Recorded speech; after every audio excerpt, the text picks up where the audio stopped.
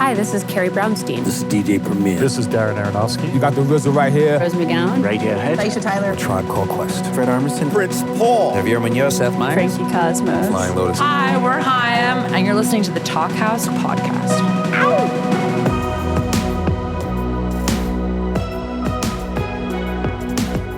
Hello and welcome to the Talkhouse Podcast. I'm Josh Modell, and I am thrilled this week to not be alone. I have my old friend and co-host Elia Einhorn on the line with me today. Hey, Elia. Josh, great to be back, man. I've missed you. Aww. I have missed the Talkhouse audience. What's up, everybody? They have missed your enthusiasm as well. But the reason that you're back is because this week's episode features a pair of incredible musicians who are part of a Sun Ra tribute record that you are a co-producer on. Is that right? Yes.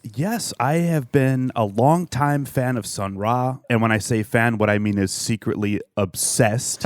I've made the pilgrimage to his home in Philadelphia, and I have, of course, a massive vinyl collection and all the books about him. And I was approached by the sort of iconic fundraising via music organization Red Hot about a year and a half ago to come on as a producer for Red Hot and Ra, a series that they were launching, and man, I got sucked right in. I got sucked right in. Well, give people like the 10-cent biography of Sun Ra for people who don't know who he is. Sure. I mean, I think historically he's been viewed as an outsider artist. Now I think with the rise of appreciation of his artistry and his role as sort of the father of Afrofuturism, he's gained a lot more respect in the mainstream. We see him getting name-checked in Lana Del Rey records and, you know, Patti Smith is covering him, but he really is an absolute jazz innovator who firmly placed himself in the cosmic jazz realm. He used a lot of cacophony. He would often perform with a band that was easily 30 people strong, and he would switch between avant-garde music and old jazz standards in the same set, back to back. He was all over the place. He was also a poet and a philosopher who published and distributed tracts about his beliefs.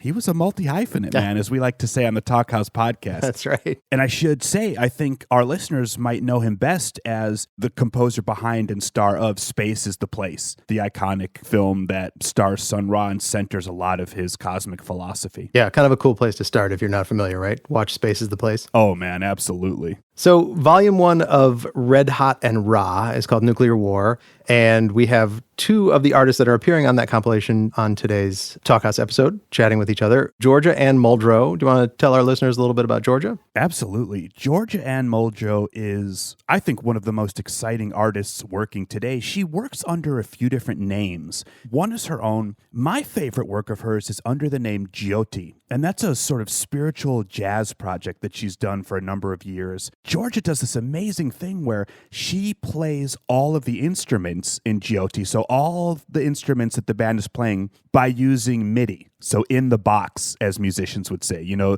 she's doing all the parts herself. You'd have no idea. You'd think it was the hottest band playing live. It's incredible. And our other guest today is Angel Bat Dawid, another Chicagoan like us. Like us, Angel Bat Dawid is a veritable jazz force. Angel is a clarinetist, a band leader, a singer, a songwriter, and someone who really tackles the bigger picture a lot of the time in a very powerful, sometimes intentionally confrontational way. She has really been a powerful force for taking on racism in the industry. Should we check out a little bit of her kind of mega contribution to this thing? She does like a 3-part suite that covers Cosmic Bypass, Nuclear War, and Kiss Yo Ass Goodbye. Yes, let's play a clip of Nuclear War, which does interpolate Sun Ra's iconic track Nuclear War, but very much her own take on it. And she's written a lot to accompany his own piece.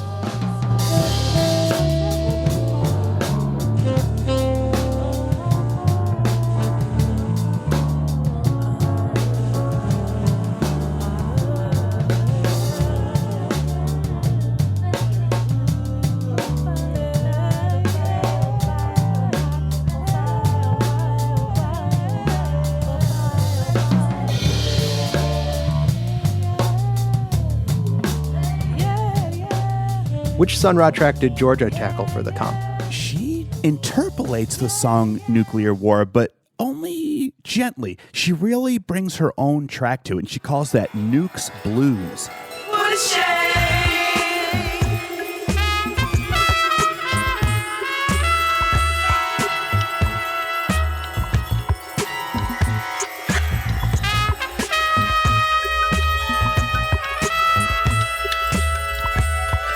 How big is the ballet?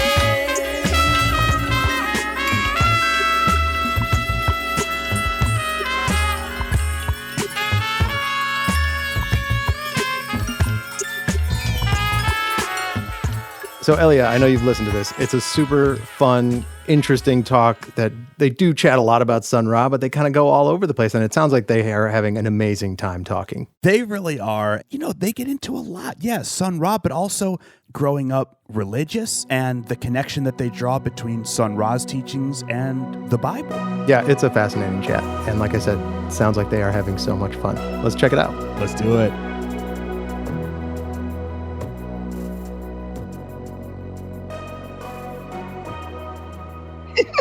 Georgia, I really like your background. Did you do all of that? Yeah, the whole room is an installation I'm working on.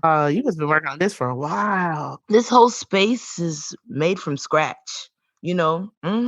This is the upper room. Oh, wow. So this is the attic of our Mhm. family's house. It wasn't a room before. So everything, that got built, it's like I knew I wanted to be kind of like, The upper room. yeah. And I want to have kind of like clay walls kind of thing. Cause the girls, the sisters paint on their house. And I always dreamed of that. And since a teenager, I used to really make my room a piece. Yeah. It reminds me of a nest, like nesting. I do I gotta rearrange things and nest, and then I can sit down and do what I do. Which birds do. And I think it's natural in animals and even human beings, a few months before the babies do, they start cleaning the house and making things in order for the new arrival. I'm in the nesting period right now, actually. Yeah. Yeah. And what you think bring you into that nesting place? Anytime I have a project and then I'm done with it and then I have to reassess my life afterwards, I have to re-nest. I have to re-nest things, and because there's more information, the things shifting and change. The regular everyday mode that I had before, I gotta change that to something new. Oh, and yeah. Sometimes I've had the habit over the years of neglecting that I need that type of space. Come on. And so since the pandemic, which made me slow down quite a lot, I started realizing that was the most important thing to do over any project, over any email. Because if I'm not right, ain't gonna be nothing there. It ain't I gonna don't be have my nothing. wellness. I'm not finna do stuff on E. We care more about our cell phones. When that cell phone's on that negative red, people be like, oh my gosh, my charger. My cell phone look like Bruce Lee in miniature. Just that thing that got beat up too. Why when I said that, the Google Assistant was like, how can I help? You know what? She get on my damn nerves when nobody talking to me. I don't need your help. I used to have an Android phone, and she would come on all the time. I was like, I'm okay with doing stuff myself. And then she would always override. I'm like, let me continually do it. I'm good, AI. I don't need you. That's why I always say the robots work for us, not the other way around. That's absolutely right. They do my bidding. The main computer is our brain. Right. And nothing's more advanced than that. How you gonna tell me you smartphone? I made you. How you gonna tell me you smarter than me when I made you? Go away. Or a phone is like a phone that holds numbers. You know what I mean? It's it's gonna be based off of the input. That's why you got so many spyware cookies for marketing people, so that they can know how to sell you stuff. How can they get to you earlier to sell you something? And it's interesting how the ad agencies, they crazier than the federal building. They really are. They want to hold the whole marketing. I mean, television and everything had nothing to do with art. The art was supposed to be to help sell the product. That's it. I want to tell you something. Here's another thing. And usually things they want to sell us are racist. You know what I mean? It's usually the stuff they want to tell us is steeped in racism, misogyny, and a whole bunch of stuff that everybody hates. Yeah. Stuck in it. We stuck in it. Stuck in the nuclear war. Like, okay, I guess we have to talk about nuclear. I guess we do, huh? We actually do. So okay, this is what I want to ask you. When did you first hear about Sun Ra, and like, what did it do to you? The first time I heard about Sun Ra, I was in high school, a misfit in high school. And this is back when people used to buy CDs. I still got CDs. And I was at the warehouse, and I always like to go look in the bargain bin because you can walk out of there with more music. Yeah, them dollar CDs. Yeah. And that's how Sun Ra found me. And it was one of his last recordings. It was like, recorded in 93. And it's still my favorite era of Sun Ra because that's the first one I heard. But he was just ill like by that time. Yes. And I remember it was just him against a white background. He had on his purple sequin joint. Come on. He had a purple beard. Yes. He had the beanie joint with the chain. Come on, the flyness. He was too fly to deny. And I remember I was just like, Sun Ra, Sun Ra. I was like, oh yeah, this coming with me.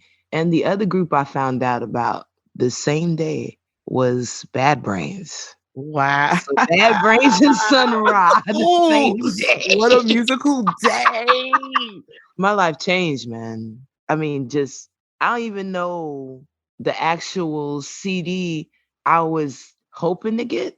I was so enamored with that. And I remember going like, Mama, you got to hear this. Because it was like the most funk version of Love in Outer Space, They went in. They went in. I couldn't get enough by then, right. But it took a long time, because like I tell you, I was just bargain bin surfing. Right. Not a lot of people was into Sun Ra around me. My dad's very straight ahead, right. Chicago guitarist. It's like, no avant-garde, no priest. No, we ain't doing it right. West Montgomery is God. Like, right. You already know. I see. Okay. Thug on that thug stuff. I listen to West Montgomery. It's thug. You're right. So you're like, a very musical father. My dad don't play instruments, but he's very musical. You know what? My dad was musical, but he was a thug. But I remember showing people the CD, like older people, like my mom. I'd be like, Mom, Sun Ra. She's like, oh yeah, Chicago, right? Yeah. And I'd be like, huh? You know about this man? He'd be like talking about timing and stuff. Like, man, that stuff messed me up for life. How'd you learn about Sun Ra? And how did he mess you up for life? Mine started because my dad is my dad's a minister, but he always had a really great listening palette. Like, he's not a musician, but my dad loved music. So there's every kind of CD around my house. But he one time brought home, it was on VHS, Space is the Place. Ooh! And we watched it. I was like maybe like 13 or 14. Oh, and no. I was like, what is this? Like, I had never heard music like that. I'd never seen it. And then so we watched my movie. My dad tells me this story about how he met Sun Ra, that he took my mother into, it was like around the same age time you talking about, like right before he transitioned. There was and then we lived in Louisville, Kentucky, so I guess he took my mom to a Sun Ra concert. Ooh. And after the show, my dad talked to him, and they like talked for like 3-4 hours or something. Talk, And so my dad's like a Bible scholar, so I can they were sitting there on the and every time I think about this story, I'm like, where was I? I was at home. So I'm like just thinking of the proximity of how close I was to Sun Ra. Like my dad's at a concert talking about the Bible and all that kind of stuff with Sun Ra. And then they even exchanged numbers. I think my dad was like calling him every now and again. And he called him. He said he didn't pick up because then he had learned that he had transitioned. Because he went to a record store, and I guess there's another white guy who was there with them talking, and my dad saw that he was working at the record store, and he was like, "Yo, what's up with the elder?" And the guy was like, "Oh, he passed away." Yeah. So like, oh, that's probably why he hadn't called him back. We're like, my dad has like all them kind of like Forrest Gump stories. That's what we call them. Oh, that's blessed. I was just wondering though, like, what if he said, "Oh yeah, I got like 4 kids. I got a daughter, and she's just learning clarinet." She's like, what if my dad had shared like information about me to Sunrise? So stuff that I think right now, here I am like, oh, his music messed me up. I ain't been the same since. I ain't been the same since. He's literally with me. I believe in the paranormal and all that kind of stuff because Sunrise believed in all that kind of like ancestrals, all that kind of stuff. Use it all the time. I be feeling him with me sometimes. Like I really do. Yeah. Sometimes when I play, I be feeling. I be like, teach me something. Oh, and he'll show me. Okay. Like this whole Nuclear War thing that we did, Okay. I think like the second time that I saw Erykah Badu do Nuclear War at a concert. It was like one of the best concerts I ever went to. It was Erykah, Nerd, and Janelle Monáe. Before Janelle Monáe was big, it was like the best concert I ever went to in my life. And I remember Erykah did Nuclear War, and I was like, "This is a Sunrise song." I was like, what? Oh, she's into all that, right? Yeah.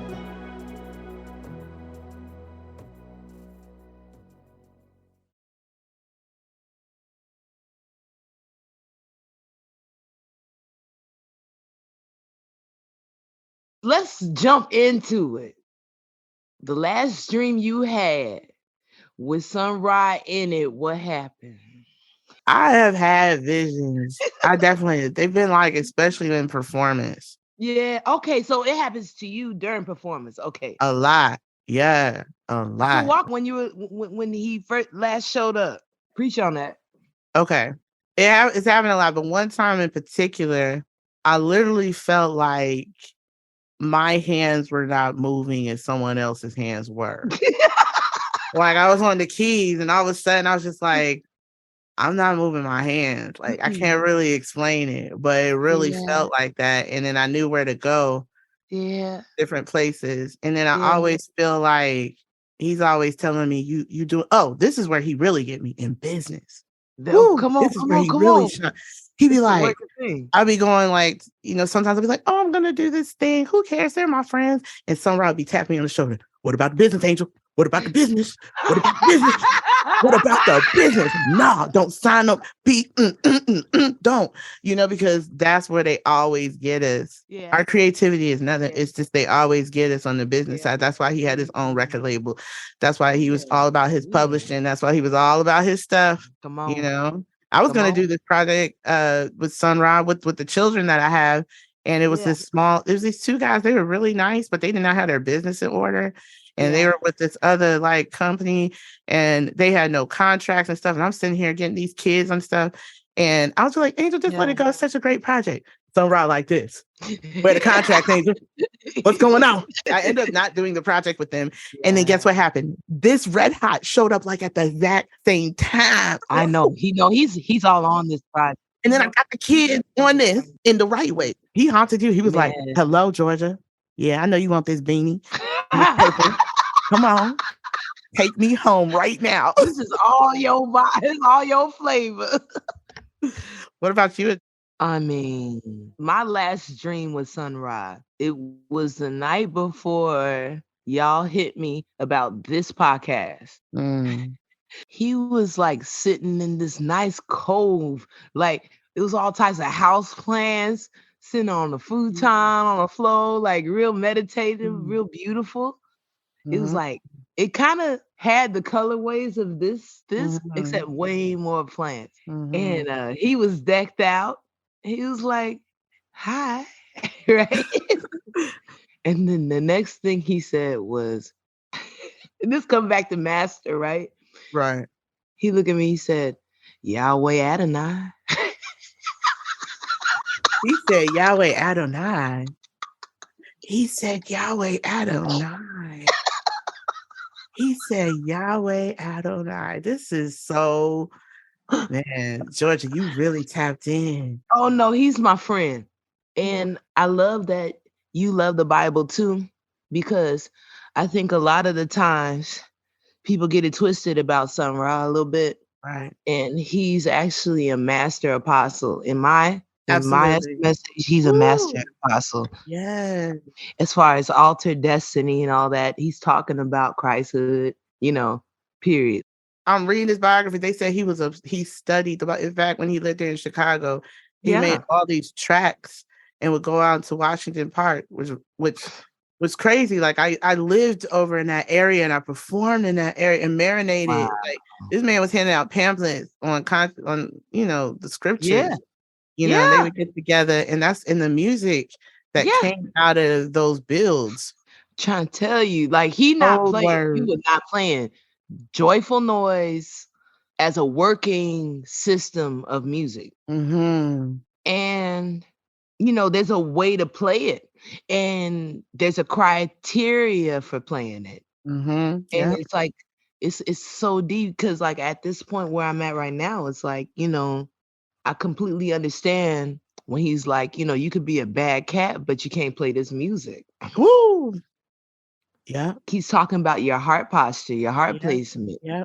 Mm-hmm. Your intent, your level of earnestness, You know what I'm saying? Yeah. How to open up in earnest, right? Right. To make contact with heaven. Isotope teleportation. That means, the variance, right? Like we all are made of the same chemical compounds and all that, right? But from person to person, that's when the isotope, that's when that kick in. The different levels of mineral activity in one person to another. Mm-hmm. And how those things equate to Christhood, right? Mm-hmm. Like, this world is not my home. You're a new person, you're the altered destiny, It's like, you could look at it as like, alteration and stuff, but it's also the altar, Ooh. Come on, it's the altar call. Ooh, it's the altar call. And the more, the more I study, the more like I see him. It's very weird. I have my Bible and like all these Sun Ra records. Girl, let me see your Bible. I'm gonna get my Bible too. I got a lot of Bibles. This one I like this is a Jerusalem Bible. It's so pretty. It's a Jerusalem Bible. I got a lot of Bibles though, but this one I like because the translation they use Yahweh whenever they say Lord in here. And the people who translated it are some of the people, I think J.R. Tolkien or somebody, like one of them is like one of the translators. It's kind of a mysterious text. Like I've been trying to get more research on where it came from, but it's circulating. You got to send me the link to that. I'd love to get one of them. Yeah. I got just the cute little King Jack. Oh, yes, not with the KJV. That's the most coded one. I know people got all sorts of ideas. I know it's loaded about the Bible, but like when it came to like just my beliefs and maneuvering in this situation, I ain't going nowhere without that. Y'all think I'm about to go up in this and not be prayed up and read up? Bye. I'm not doing it. It's real deep because people be trying to say that ain't where it's at. And I'd be like, listen, if you want to have a conversation about neuromelanin without Christ, enjoy yourself. It's like, how you going to feel everything? How you going to be able to perceive all this data finally to no end, like for no purpose? It's not even about religion or anything. It's about like, this thing right here is powerful. Come on. And Sun Ra studied it a lot. And then what I did, so like the reason why I say Angel by Dawid, daughter of David, is because David was one of the best. I love that. Listen, he was the baddest musician. I didn't know daughter of David though. Yes. It's Hebrew for daughter of David because he was bad. He was a musician. He wrote the biggest songbook in the world. We still sing it. The Lord is my shepherd. Come on, there's some bad lyrics. So I've been trying to study David as a composer. And I was like, it's the Psalms, right? That just means songs. So I literally sang all of them. Like in my little I sang them all. Wow. And yes. what I know about ancient Eastern music composition is that was how people traveled. Okay. Come on. They didn't travel looking down, looking at the roads. They traveled looking for stars. So how you know to go from each star, they would sing a song. By the time you got to the end of that song, you was at the next star. Come so on I knew now. when I started reading that and I was saying through all of them that I was going to be in a different destiny when I was done. And I was in a whole different frame of thinking after singing it. No, that's right. And then I was like, well, let me sing it in Hebrew in the original tongue. So I've been trying to do that. Learn Come on Hebrew. now. Come my on. father reads the Bible. My father is a poly guy. He reads Hebrew, Greek, and Aramaic. You got to speak the language every day. And all Greek, he's reading in Greek. I'm hearing all that. Yeah. So I'm hearing a whole different thing with the word. That's not through some white man's language. And it's powerful. It's so powerful. Oh, I love that. I mean, it's Rebel Girl. Of course. I've read a lot of texts. I have a lot of spiritual texts, but I ain't gonna lie, that one. I ain't gonna lie to you. Right. I mean, I think it's what's got our people through. The very thing that was used to kind of like oppress us. That was actually the most comforting thing we could have. And all this Black music that we have came from Bible believing people. I don't care what nobody say, but the spirituals, all of this music, the Black music, hip hop, gospel, everything came from the spirituals, which I've been studying.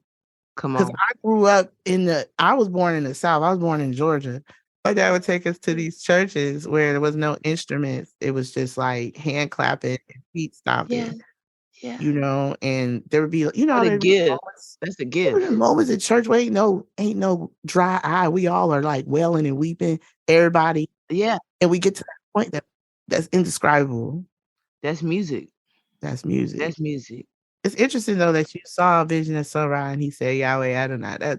Yes, he did. That's a confirmation to me about some things. Oh, it is, right? Because before we started really getting to the conversation, right, when we talking about mastering audio or the master bedroom, to me, the word master signifies a sovereign awareness. You know what I'm saying? There's only one master. That's the Lord of Lords. That's it. And we all know who that is. You see what I'm saying? And like an Adonai means master, right? Yeah. The Lord of, so my life is in service to a deeper relationship with God. And I think from that place, that could kind of explain the affront we have to that word too. I mean, all the master teachers or whatever, but there ain't no human that's a master. Right. You have to know everything to be a master. You have to know everything. You have to be everywhere. I don't know nobody like that. Come on now. So I think about that about mastery, right? It's like that's mastery, And I think also, the thing that Sun Ra kind of touches my heart about is his expectation of what Christhood brings about. That's some real X-Men outcome stuff. That's not just like, oh, my bills got paid on time. And I think Sun Ra helps me to dream way bigger, to expect more from God within me. And I have an expectation of, poets being able to walk through walls. Because you think about David and his code of conduct, he wasn't perfect, but his love for God was perfect. And his intimacy with God was perfect. And he was able to do a whole lot of things. And I feel like that's what it's time for. And I feel like that's what, Sun Ra is really trying to get through to people. I really do, I just feel it in my spirit. He's really pushing Black women. He's like, I need the daughters to raise up. He's on that. He's on that. He's like, that. little girl, daughter, it's y'all's time. He's like, I'm tired of working with these men. I'm tired. I mean, wow. So you see, you feel that. You see that. He is. It's just like the information. And then like the young girl I have on this Nuclear War album, she's my student. Yeah. And her mother is in my band as well. And so this little girl, little Raina Golden, she's only 13, but I've been teaching her since she was 7, and she's so profound. Like she has perfect pitch. She can read and write music. Her mind is just like, we had this rehearsal with her mother and all the singers, and we started talking about Sun Ra, and out of nowhere she says, "And he's here right now." We all looked at her like, "What you mean he here right now?" She's like, "He's here right now." She's a little girl. So she got a lot of soul. Yeah. He's here right now. Doing this project on a little boy and little girl, both same age, both perfect pitch. I was like, I gotta have them on. I gotta have the children because they are the future. Come on, yes, we are doing cold stuff and everything, but it ain't nothing about what they about to do. They blow my mind. I'm like, where did y'all come from?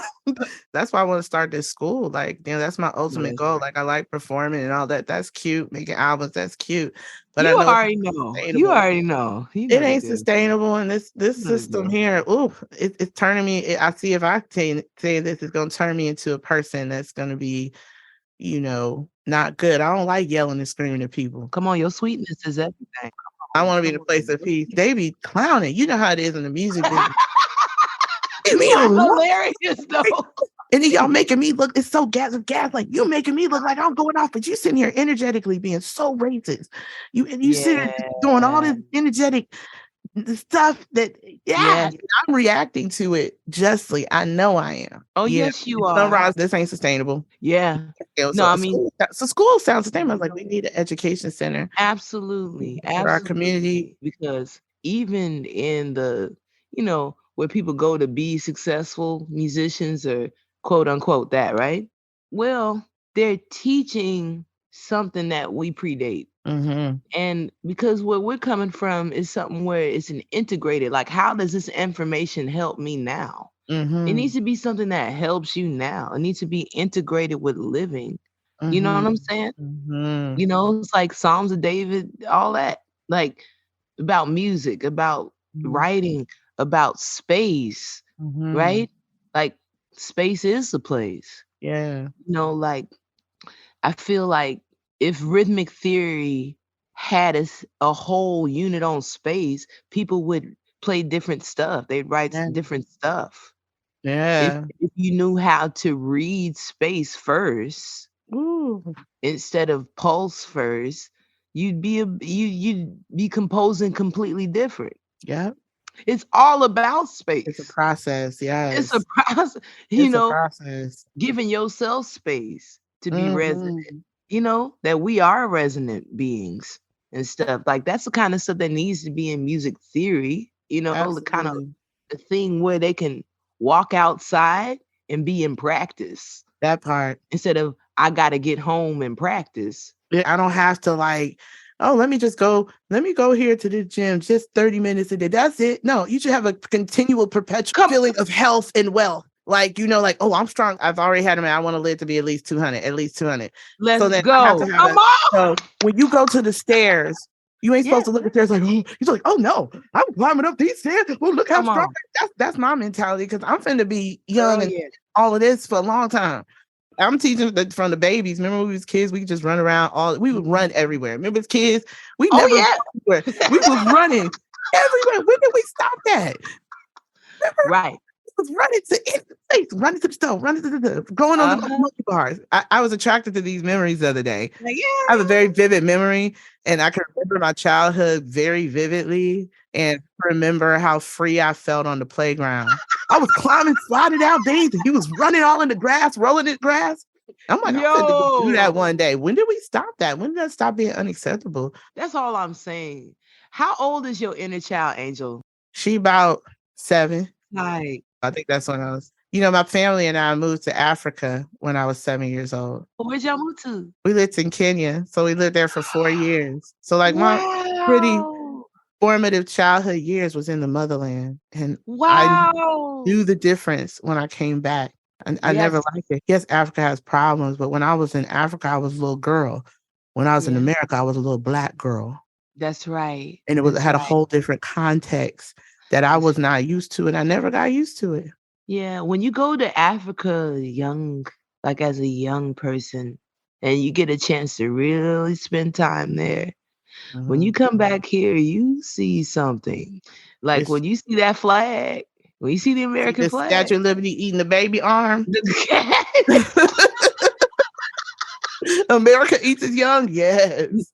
It's like you look at that flag and you go like, oh, this don't look like the flags when we was traveling somewhere else. Like, yeah. You know, I went through so much. Yeah, he did. Racism. Like when I was reading this biography, it talked about how, you know, he's a pacifist and they was trying to draft him for the war. And he was like, I don't believe in killing people now.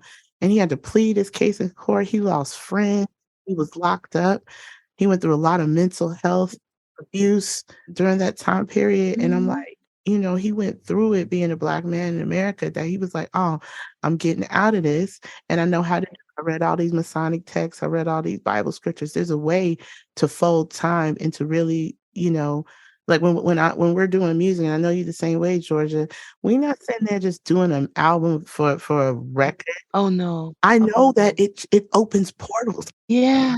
This music, you actually are destroying kingdoms. Yes. This can destroy all of this, and we can rebuild a new system. I really am taking that literally. Yeah, me too. And they be like even this, all right, okay, you know, they got us on this podcast. They collecting these Black stories because they fascinated with us, and they think it's just entertainment. But I don't look at it like that. I look at it as like, no, this isn't entertainment. I'm here to destroy all of this. I feel like this is a document of agreement between us. Yes. This is a document of agreement of you living long, strong, and healthy. Yes. I feel like it's a document of Sunrise girls, Bible girls. Even our conversations with one another, you know, we're composing. It's absolutely profound that you say that sound is capable of destroying kingdoms. I think that that's so profound. It's really deep. That's how they built the pyramids. That's all Sunrise was trying to say. Come on. Sound moves things. If people don't know it, like they think they got all these nuclear weapons. Okay, speaking of nuclear war, right? Here we are. Where we got all these like 5 white dudes and 2 Asian and no Black people in this holy number. There's a 7. Oh, no. There's the group of 7. All right. And this ain't no conspiracy theories, but there's just 7 nations that rule everything, and they're all white. We got Russia, France, America. These are the people who make decisions. These are people, Tokyo, all of them, they the ones with the nukes, right? So in the physical realm, we can't fight this. But because we read the Bible, you know that we wrestle not against flesh and blood. We don't. Okay. No. We wrestle not against flesh and blood. There's principalities over them and people who are in charge of them, right? And guess what? I'm not afraid of them. Exactly. Baby, we got God on our side. We got God. God. I ain't scared of y'all. I don't care about your nuclear weapons. I'm going to sit up clarinet and destroy everything, every evil thing that you've done to my people. Hallelujah. It's done. Like, we're not finna do this. I do not want another generation growing up in this. That's right. That's right, Mama. So I don't got no nuclear weapons, but I do got the power of the Most High. And I know how to play an instrument. You do, though. And I know how to be intentional about that, playing that instrument towards the White House and any other house that you think is good. For the house of the Lord. You're playing towards the house of the Lord is what you're doing. In my Father's house is many mansions. And check this out. They talking about nuclear war. Mm-hmm. Okay, then. You absolutely got a nuclear weapon. It's called the center of your joy. Woo! Make a joyful noise. Come on. And it's funny because like Sun Ra went through that literally with the American Army. Literally. That's exactly went through like, I'm not gonna be in y'all's war. And I've heard quotes of him saying in the book where he's like, if you teach me how to use your weapon, I will learn it and then I will go and shoot you. Yeah. Own weapon. He was gangster. He gangster. I think his generation too, like his musically was not meant for that generation. No, he meant for us, I think. Because when I'm reading, it was us, because guess what we have that they didn't have? We got a hip hop context. That's right. So like when we had that hip hop context, his music actually just made sense to us. Yeah. It was future music. It was music with this hip hop, because like he was using electronic instruments back then. They said he was obsessed with recording. He in the lab already. He's doing stuff we doing. That's I also think too with the Bible, there's this nerdy quality of me because I always love cryptic texts and mysteries, you know, and Sun Ra was all about studying the mysteries, you know, like honestly what we're in is a mystery school, Georgia. The mystery school is an education system that comes to you mysteriously. Look at us. Right. We on these mysterious journeys with Sun Ra. Yeah. Now, where did that come from? It's a mystery. That's right. You know, he always talked about the mythology, mysteries, creating those stories. I think that's where my creativity comes from. It comes from storytelling. And me and you would have been such good friends as children. I already know it. All I can say is that every time I heard like Sun Ra talk, I felt like somebody understood me in the world. That's so true. I felt like understood. Like, I mean, I was going through a time, I think when I was a young adult, I was like 20 years old. And I used to watch a Joyful Noise documentary over and over, back to back, because that was the only voice that made sense to me. Where he was coming from, it's like I understood it completely. It's like, you know, that kind of stuff be predetermined, right? So it's like God pick you for that kind of stuff, you know? So I think with Sun Ra, it helped me to embrace my strangeness and stuff. Yeah. And I always loved that about when I heard Joe music for the first time. I came up just on its own, mysteriously. Before even Elia told me about you, it just came up. And I was like, what? Oh, I feel better. You know? I was like, I heard your music. I felt better. Yeah. Your music has the same effect. The exact same effect. You know? I love it. It's so good. I want to tell you just how refreshing this conversation has been with you. Just all the similar interests that we have, but at the same time, you're just that young lion in you. I just love it. I love that you got that growl in you. And I pray that the grace of life, you know, continues to refine everything that you're doing. I really do wish you the greatest, you know, the greatest outcome, you know, that altered destiny becoming realer and realer for you, that you can see it clearer and clearer, you know? Received in my solar plex and in my heart. They felt like a burst of energy just hearing you saying that. Thank you, because it's definitely much needed to hear those encouraging words. And thank you for your encouraging spirit. Thank you for your music and your lightness. Carry some. That's the faith, mama. Heavy burdens. It's the faith. Thanks for listening to the Talkhouse Podcast, and thanks to my special co-host Elia Einhorn, as well as today's guests Muldrow and Dawid and Georgia Ann Muldrow.